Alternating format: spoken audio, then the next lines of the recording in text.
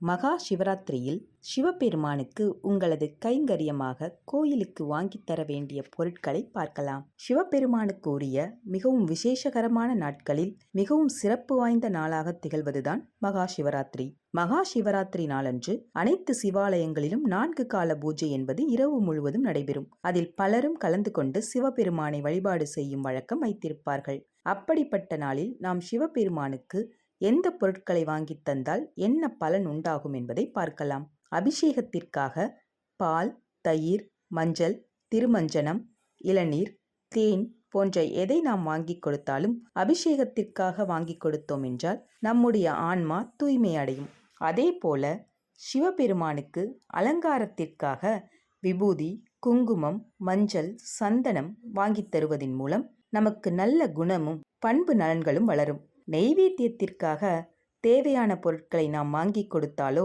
அல்லது நெய்வேத்தியம் வைப்பதற்குரிய பிரசாதத்தை செய்து கொடுத்தாலோ நம்முடைய ஆயுள் அதிகரிக்கும், ஆரோக்கியம் மேம்படும். சிவபெருமானுக்கு தீபமேற்றி வழிபாடு செய்வதன் மூலம் செல்வ கடாட்சம் உண்டாகும். சிவபெருமானுக்கு நெய், நல்லெண்ணெய் வாங்கி தருவதன் மூலம் அறிவு வளம் அதிகரிக்கும், ஞானம் பெருகும்.